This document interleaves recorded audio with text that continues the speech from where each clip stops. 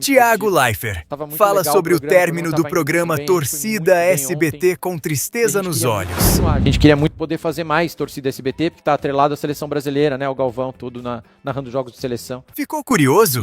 Então se inscreva no canal e assista até o final.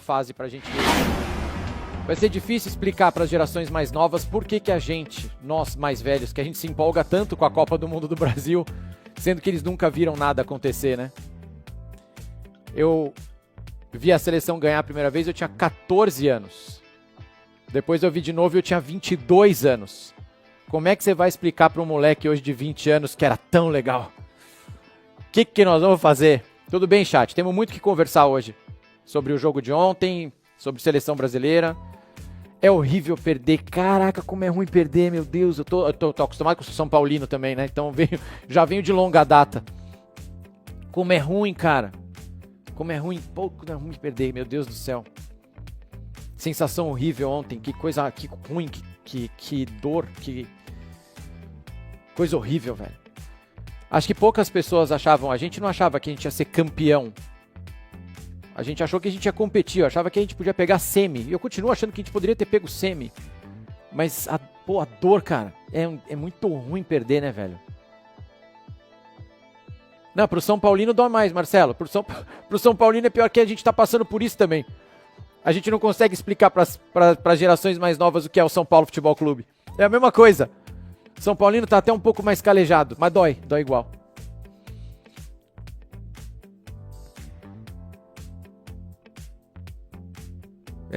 Foi muito ruim.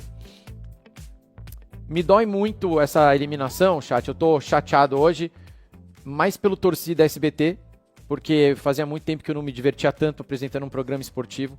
Tava muito legal o programa tava indo muito bem, a gente foi muito bem ontem. E a gente queria muito continuar, a gente queria muito poder fazer mais Torcida SBT, porque tá atrelado à seleção brasileira, né? O Galvão, tudo narrando jogos de seleção. E fiquei triste de não poder continuar, assim, de não ter mais uma fase pra gente... Imagina se é Brasil e México, né? Que o México perdeu também. Mas imagina se é Brasil e México. O SBT tem uma relação tão profunda com os mexicanos, né? Com o Chaves, com as novelas mexicanas, a gente ia poder fazer tanta coisa legal. Então me dói porque eu queria muito continuar, mas a gente estava atrelado ao Brasil e terminar assim é muito frustrante mesmo. A gente esperava, acho que toda a equipe esperava mais, queria fazer mais, tinha mais ideias e mais vontade de fazer o programa. Então é uma pena. Obrigado, pessoal. A gente tá muito feliz lá com a nossa entrega também, com os programas que a gente fez, com o pré-jogo de seleção. Muito, muito feliz, mas é uma pena. E dói muito também porque essa Copa está sendo a melhor Copa que eu já assisti. Já falei para vocês, eu não me divertia tanto numa Copa desde 94. 94 a gente ganhou, que bom.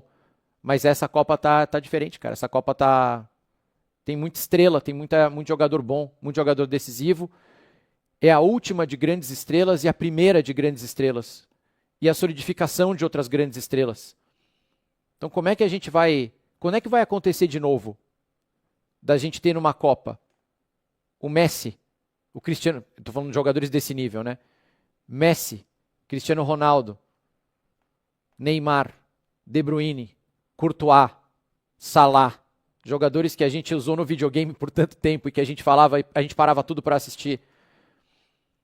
E aí você vê surgindo o Yamal, surgindo um Désiré Doué, um Olise, a solidificação do Mbappé como um jogador de Copa do Mundo, um craque de Copa do Mundo. Como é que a gente vai viver sem essa Copa? Como é que a gente vai demorar muito tempo para a gente ter uma dessa de novo, com uma geração enorme jogando a última e entregando. O CR7 lá, ele ia fazer um golaço que foi anulado por impedimento, mas o CR7 lá, o Messi lá, e o Yamal surgindo e novos protagonistas aparecendo, e as seleções entregando, jogando. Eu sei que todo mundo está reclamando da pausa de hidratação, mas ela tem tido um impacto positivo no jogo, porque geralmente depois da pausa de hidratação coisas acontecem. Os jogos estão fluindo, os gols estão acontecendo. México e Inglaterra ontem à noite, eu tô até com muito sono, porque eu fui dormir tarde. Cara, que jogo espetacular. Vocês assistiram México e Inglaterra? Kane, como é que eu não vou falar do Kane? Do Bellingham ontem. Que loucura que foi aquele jogo que o Bellingham jogou. E o México, imagina, vocês já foram anfitriões de Copa em 2014. Vocês sabem o que é tomar 2 gols seguidos assim, pá! Vocês sabem o que acontece depois? O negócio de estramber ele vira 7. O México não, tomou 2 gols do Bellingham, foi lá e fez 1 e lutou até o fim. E o Kane, e a catimba, e pênalti, e chuva. Que jogo, cara, que jogo. Quantos jogos assim? E Cabo Verde e Argentina? Que jogaço foi aquele? A entrega dos jogadores de Cabo Verde, sem medo. O golaço que o Sidney Lopes Cabral fez. Gente, olha essa Copa. E hoje tem Portugal e Espanha. Hoje tem Yamal e CR7. Desfrutem, aproveita, gente. Aproveita. É muito raro. É bom demais. Guardem com carinho essa Copa. Aliás, né? Já, sempre lembrando. Guardem com carinho esta Copa do Mundo aqui, ó. Guardem, façam o álbum e mostrem para os filhos e netos de vocês o que foi a Copa de 2026. Para o mundo, Copa do Mundo. A gente fica muito focado no Brasil, claro que a gente está chateado hoje, mas é a Copa do Mundo. 48 seleções, o Haiti, Curaçao, Cabo Verde, o Kane, o Bellingham, o Messi, o CR7. Aqui, ó, guardem, porque vai ser muito difícil aparecer uma desse tamanho de novo. Aliás, vai sair o kit de atualização, tá? Já falei para vocês que vem aí o kit de atualização, tá chegando acho que no final dessa semana já. 120 figurinhas, incluindo 118 novos jogadores que não estavam no print original. Então façam o álbum da Copa do Mundo da FIFA, o álbum da Panini. Aproveita, tá acabando a Copa, faltam 2 semanas para acabar. E guarda. Guarda porque isso aqui é histórico, porque essa Copa é histórica. Aliás, esta live aqui é um oferecimento hoje da Panini e do álbum de figurinhas oficial da Copa do Mundo da FIFA, feito pela Panini. Obrigado pelo apoio à nossa live. Guardem, desfrutem. Vem aí o kit. Atualizem. Vários jogadores novos. Ó, tem acho que nem o Morita. Gilberto Morita. Também surgindo lá na seleção mexicana. Fora tudo isso, vocês estão aproveitando, chat? Vocês estão desfrutando? Vocês estão conseguindo ver os jogos? Vocês estão conseguindo assistir e falar, caraca, que loucura que tá essa Copa do Mundo? E hoje tem mais? Sério, esquece um pouco o Brasil e Noruega. Vocês estão conseguindo desfrutar da Copa do Mundo, chat? Gui tá dizendo que sim.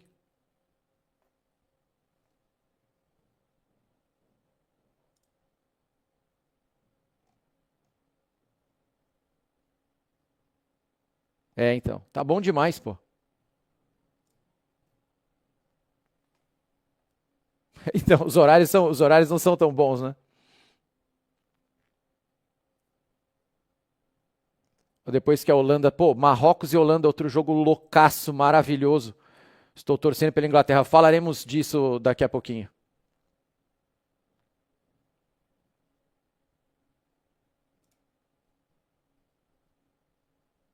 Vamos lá. Daqui a pouco eu vou entrar no jogo do Brasil. Só queria fazer um alerta. O que foi o cartão vermelho do Balogun ser anulado? Fala pra mim. Que isso, chat? De onde... Que isso, velho? Como assim? Não, a FIFA e o Trump decidiram anular o cartão vermelho do Balogun, cara. Não foi vermelho, não. Ah, não, marmelada. Vamos anular o vermelho dele. Que loucura! Como? Isso não existe, velho. Isso não. Não, mas é o artigo. Não existe. Não tem artigo 27, 17, 7, 37. Não tem. Isso não existe. Não pode anular um cartão vermelho que foi dado no campo. Não pode. Isso é uma maluquice. E não precisa. Os americanos estão jogando bem. Cara, que doideira. O que foi a arbitragem de Cabo Verde e Argentina? Fala pra mim. O Messi batendo falta sem... O árbitro virou pro Messi e falou: Léo, Léo, pode bater. Pode bater. Vai, Léo, vai. Ele não tá olhando, vai. Pum! Bateu aí o vozinha, pá, defendeu. E o juiz, em vez de anular, dar cartão amarelo pro Messi, não deu escanteio. Teve uma hora que o bandeirinha deu lateral, o jogador da Argentina pegou a bola com a mão, botou no chão, bateu uma falta e o juiz... Ah, tá bom, vai. Tudo bem, faz o que vocês quiserem aí. Mão na bola no meio de campo, segue, nada. Falta no Hélio, no último minuto de jogo, na entrada da área, a 30 centímetros da linha. Segue o baile, nada. Caraca, que maluquice foi aquilo lá, cara. Foram várias coisinhas, né? Teve uma hora que o Enzo Fernandes está vindo com a bola, 2 jogadores de Cabo Verde postam na frente dele, ele vê que ele vai perder, ele pula na bola, como se fosse um fumble da NFL. Ele pula na bola, agarra a bola assim, ó, no meio de campo, e tudo bem. E o juiz, não, tranquilo. Não, tem um cara caído ali, vamos ver o que é. Não, ele não vou dar amarelo para ele, não. Como assim? E agora anularam o vermelho do Balogun. Não dá para entender. Ok, seleção brasileira. Nossa eliminação de ontem. A gente não pode esquecer que a gente teve um pênalti com 15 minutos, que a gente desperdiçou. Teve uma jogada do Vini no primeiro tempo também, que ele vem pela esquerda, ele cruza, a bola bate na panturrilha do Nyland, kick esquisito e sobe e passa na frente de todo mundo na pequena área, numa jogada esquisitíssima que poderia ter sido também uma chance de gol do Brasil. A gente teve a chance do Endrick, cara a cara com o Nyland, e o Endrick não fez o gol. A gente teve depois aquela bola do Casemiro, que ele, no segundo tempo, já perdendo o jogo, que ele entra na área e ele meio que chuta, ele não cruza nem rasteiro, nem cruza fraco, ele meio que chuta para o lado, assim, e a bola também passa em cima cruza a pequena área inteira. E a gente teve aquela bola maluca que veio contra, que o Nyland dá um tapa, ela bate na trave e sai. Então assim, gente, nós tivemos muitas oportunidades de ganhar o jogo. Ou de ficar num 2-2, mas muitas oportunidades de ganhar o jogo, de sair na frente. A Noruega não é um time excepcional, não é. O meio de campo da Noruega não tem nada demais. Patrick Berg do Bodo Glimt não tem e o Odegaard, que não estava fazendo uma grande partida, mas ele é muito esforçado, ele está em todo lugar, ele ajuda muito, né? Ele pisa na área, ele está na defesa, ele não se esconde do jogo. Mas não é um time. Eu acho o Japão como time mais chato do que o time da Noruega. E quando você pega essas chances que o Brasil teve, você tem que olhar do ponto de vista de expected goals. Os expected goals têm uma métrica, né, que mede chance de gol. Para quem não sabe o que é expected goals, e a FIFA tem usado, o XG aparece ali embaixo, né, os nerds pegaram milhares, eu estou falando de 50 mil lances de gol, e calcularam a probabilidade deles acontecerem. Então eles calculam que um pênalti, por exemplo, tem entre 75% e 80% de chance de dar certo. Então digamos que é 0,78 de expected goals. Uma bola em cima da linha, você sozinho em cima da linha, é 0,99, porque ainda tem aquele 0,01% de jogadores que vão desperdiçar essa oportunidade. Um chute de fora da área tem um expected goals baixo, porque é muito raro hoje em dia acertar um chute de fora da área. A nossa estatística de expected goals ontem ficou desse jeito aqui. O Brasil termina o jogo com 2,37, acho que é isso mesmo, né? Deixa eu checar se eu peguei certo. 2,37. E a Noruega 1,32. Então, se fosse um supercomputador, se fosse uma inteligência artificial, o jogo teria terminado 2-1 para o Brasil. Mas quis o destino que, mesmo com 2,37 de expected goals, a gente converteu um só. E eles, com 1,32, fizeram 2. Eles fizeram a mais do que o expected goals deles. Por quê? Porque tem um problema com o expected goal, chat. Rael já sacou. O expected goals, ele pega tudo e joga para a média, certo? Eles pegaram milhares e jogaram. E quando você pega milhares de chances e milhares de jogadores, os jogadores ficam mais ou menos ali na média, certo? O expected goals, ele é medíocre por natureza. É a média. Só que o futebol não é assim. O futebol tem jogadores extra classe. O futebol tem jogadores que ficam acima da média. E, infelizmente, para nosso enorme azar, a Noruega tem um alienígena lá. Tem um cara que não precisa de 0,9 para fazer um gol. O expected goals não serve para ele. Porque uma bola fora da área, rasteira, que deve ter um expected goals de 0,2, ou seja, 20% dos jogadores acertam, para ele é 90%. Um cruzamento daquele na pressão do zagueiro, talvez menos de 30% dos atacantes normais consigam acertar, mas para ele é 90%. E é claro que eu estou falando de Haalandinho. Haalandinho termina o jogo com um expected goals de 0,8, 0,78 e faz 2 gols. Porque ele é muito diferente. Azar o nosso que tinha um alien jogando na Noruega. Um cara que transforma um 0,1 em 0,9. Um cara que transforma um 0,0 em 1. Nós mostramos enorme respeito por ele durante toda a semana, eu acho. A imprensa, eu falo por nós lá também do Torcida SBT, no Torcida SBT, a gente gastou muito tempo falando de Haalandinho, com enorme respeito.